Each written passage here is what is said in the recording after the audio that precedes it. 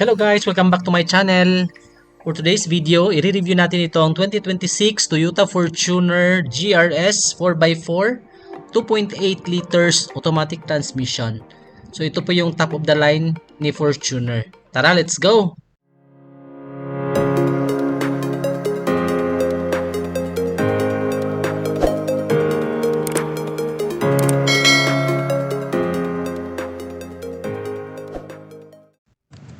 Alright, so this is the Toyota Fortuner 2.8 GRS 4x4 automatic transmission. So yung price po pala nito is 2,656,000 pesos SRP. Naka 4 cylinders, 16 valves, 6-speed automatic. It has a maximum output of 224 horsepower at 3,000 RPM and a maximum torque of 550 Newton meter at 2,800 RPM. Euro 5 compliant. Fuel capacity is 80 liters and yung estimated fuel consumption is 14.2 kilometers per liter. Yung dimension naman nito, yung length niya is 4,795 mm, yung width is 1,855 mm, yung height is 1,835 mm, wheelbase of 2,745 mm, yung turning circle is 12 meters, and a ground clearance of 193 mm. Yung trunk capacity naman niya is 200 liters. Of course, this is a 7-seater SUV. So for the headlights, it features a sleek and modern design with slim bi-LED projector headlamps that provide bright and efficient illumination. And meron tayong nakikita ditong fog light na ka-LED housed in a piano black finish na accent. Ito yung medyo nagustuhan ko dito guys kasi parang may accent dito or design in which it gives more attraction dito sa front fascia. Of course, hindi mawawala yung DRL natin. It also features a bold and aggressive front fascia highlighted by a gloss black mesh grille with GR Sport badging, sharp LED headlights with daytime running lights, and a sporty redesigned bumper with large air intakes. Black accents and muscular styling give the SUV a wider, more athletic and premium appearance while maintaining its rugged character. So makikita natin dito yung front camera and then yung laminated Toyota emblem or logo. Of course, the GR badge, and meron din tayo nakikita ditong sensors sa front. Siguro yung tanong bakit GRS, siguro dahil nagtatampok ito ng mas sporty na disenyo, mas agresibong exterior styling, at mga performance enhanced features kumpara sa karaniwang Fortuner variants. Kabilang dito yung eksklusibong GR Sport Grille, body kit, alloy wheels, sport tuned suspension, at mga interior accents na inspirado sa karera. Layunin din ng GRS na magbigay ng dynamic na driving experience habang pinanatili ang pagiging practical at matibay na Fortuner bilang SUV. So, yung shock po pala nito is monotube. So, ini-expect natin na meron siyang mafe-feel na improved ride quality. So, dito tayo sa side profile, dito sa gulong. It has 265/60 R18 alloy with machine cut finish. Bridgestone po yung brand ng tires natin. So, ito din yung isa sa mga nagustuhan ko dito guys. Bakit GRS? Kasi, of course, yung caliper may GR badge. Red yung color. At the same time, yung mugs niya, very elegant tingnan. So, dito sa step board, the usual, black yung color. Wala namang pinagbago dito for this 2026. And for the side mirror, naka black piano finish, may turn signal light repeater, and naka 360 na din yung camera.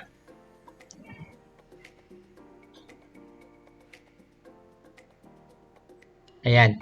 So I think guys, wala naman pinagbago dito for this 2026 as to the previous model of this GRS. So meron pa din tayong roof rail. And then yung handle naka body color. And then meron tayo ditong blind spot monitoring system.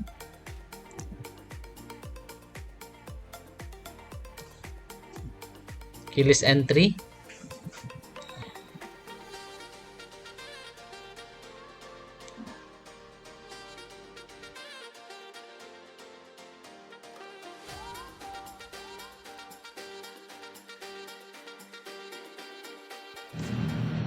Now, in terms of the stopping force dito sa likod, naka-ventilated disc brake with red caliper na may logo ng GRS.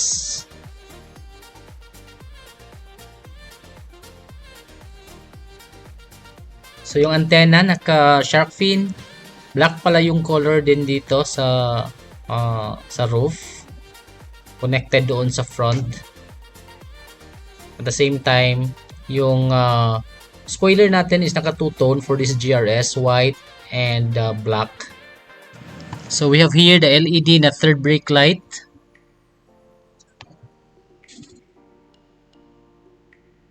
So dito tayo sa likod.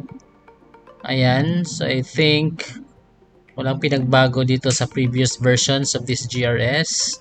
The same pa din yung accent.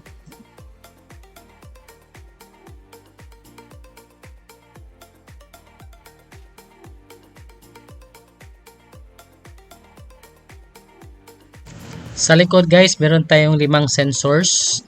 May reflectors, left and right. Ayan, with piano black finish na accent dito sa baba. Ayan, so 5 po yung sensors for this GRS.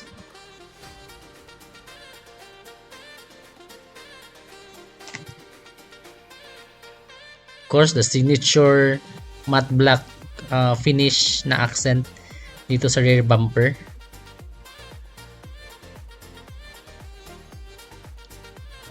So this is the glossy black finish or the piano black finish na accent, which gives more attention than dito sa likod. In terms of suspension, it has a double wishbone sa front and multi-link naman yung suspension sa likod. So both suspension types are fully independent and promise a better ride. Kasi naka-monotube yung shock absorbers for this GRS. This GRS also performs smoothly with imperceptible gear shift, but the highlight of the Fortuner is its stellar NVH insulation, which does not allow much noise to penetrate in the cabin. So, yun lang din yung maganda for this top of the line variant, kasi hindi mo masyadong maririnig yung noise outside once you are in the cabin. Alright, so pasok tayo dito sa loob. So makikita natin dito guys, walang pinagbago. The same pa din yung look and feel ng mga upuan. Naka-suede, at the same time naka-leather yung side with red stitching, which is consistent naman dito sa sidings and kasama na din dito sa steering wheel. So dito tayo sa side profile, may red stitching with black leather.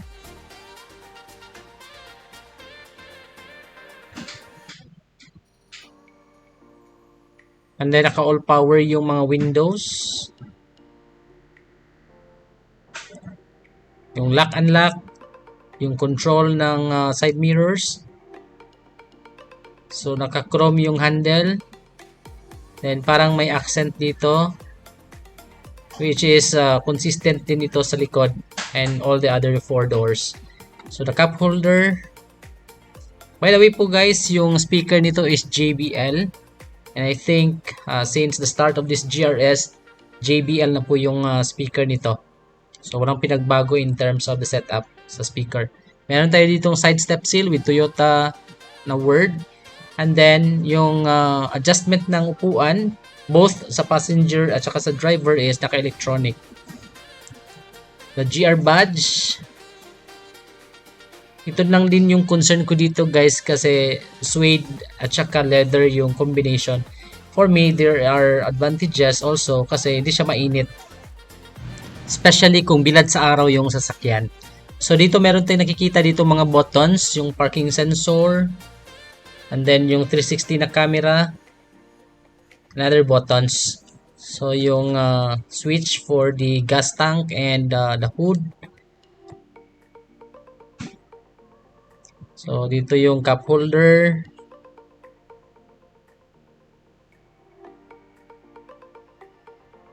Then yung tweeter, the JBL. Pasok tayo dito sa cabin. So dito sa steering wheel, makikita natin yung red stitching na naka-leather wrap din yung steering wheel with an accent of red dito which signifies the GR. Then dito sa steering wheel, merong mga controls. May GR badge dito. Then the paddle shifters. Ayan yung controls ng for the infotainment. Dito sa kabila, meron din yung lane departure warning alert. And then yung 360 na camera, pre-collision system which is part of the Toyota Safety Sense suite. We have the push start button na may GR badge.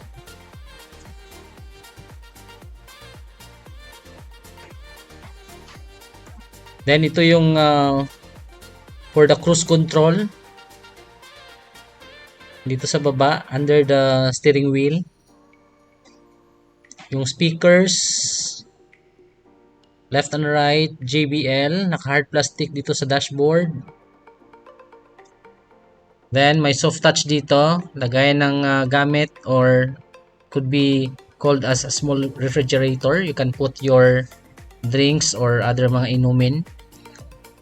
And then dito soft touch, may red stitching. So I think the same pa din yan from the previous model. Ayan yung push start na naka GR badge. In terms of infotainment, it has 9-inch display audio with 9 speakers, JBL sound system, capable of wireless Apple CarPlay, Android Auto, AM, FM, Bluetooth, USB at saka voice command.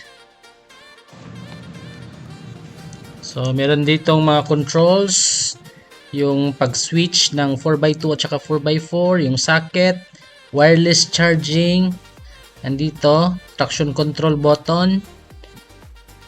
So ito yung dalawang cup holders. Yung comment ko lang talaga dito guys, sana ginawa nila itong piano black finish to give more an elegant look dito. Mas maganda pa tingnan yung 4x2 na LTD compared for this 4x4 or GRS or which is the top of the line. So meron din tayo nakikita ditong tatlong controls or modes, the eco, the normal and the sport. We have the differential lock and the vehicle stability control button. So dito the usual lagay ng gamit na pwede mong ma-lock using a separate key. So dito sun visor, may vanity mirror, meron niyang LED na ilaw, hindi lang natin napailaw kasi disengage yung battery. So by the way, yung mga ilaw dito sa cabin guys are all LEDs. So sunglasses holder, yung sun visor for the driver, may vanity mirror din with light na LED. So black po yung accent dito sa loob, which gives more attention and very elegant look and feel. So sa center console, naka leather wrap with red stitching, consistent naman doon sa lahat ng mga upuan. So sana ginawa din ni Fortuner na yung suede lang is yung sa likod lang, no? Hindi na kasama yung sa sa upuan talaga. So yung grab handle, and another comment ko talaga dito sa Fortuner din is yung grab handle sa likod sa second row. Kasi with the height of this SUV, medyo mahirap siyang akyatin, lalo na sa mga elderly. So yung auto dim natin na center mirror,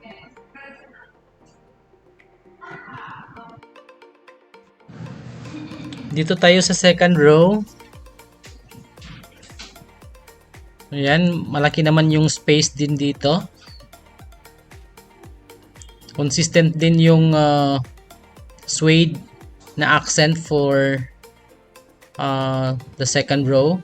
Pero sa third row guys, all in leather na, hindi na siya naka-suede. So leather na po lahat ng upuan for the third row.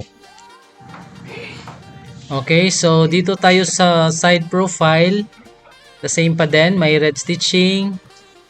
Tapos may piano black finish na accent. Ayan, the same pa din yung accent dito sa second row. Then meron pa din side step seal for the second row. And yung matting guys, merong GR badge. So, pasok tayo dito sa second row. Ayan, ito yung sinasabi natin na sana nilagyan ni Toyota yung grab handle dito. Pero sa Hilux meron naman talaga. So, yung pocket, yung hook that can carry up to 4 kilograms. The same din dito. So for the dashboard perspective,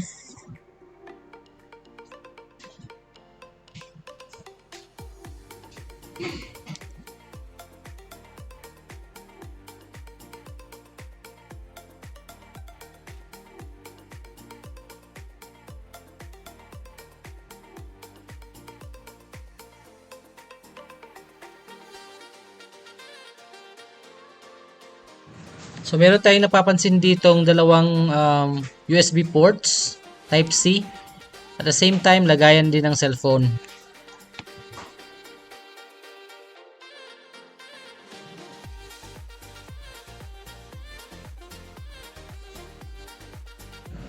So meron ditong aircon vents, left and right. Then yung cabin lights, hindi natin napailaw pero LED yan lahat. Yung center console na may dalawang cup holders.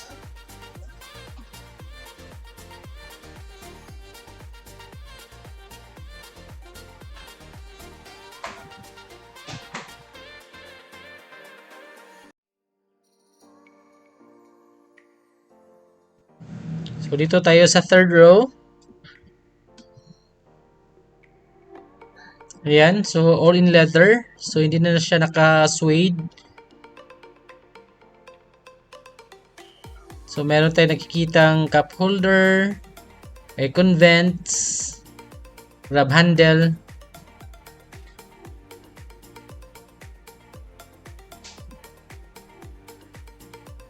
And then yung legroom space dito sa third row is more or less para lang talaga siya sa mga maliliit na tao. Medyo masikip dito sa third row. So good for smaller passengers.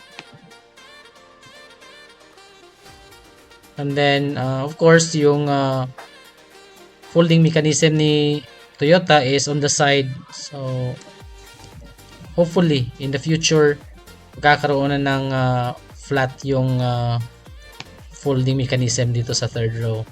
So in terms of safety, it has 7 airbags, isa sa driver, isa sa passenger, dalawa sa side airbag, dalawang curtain airbag, and knee airbag.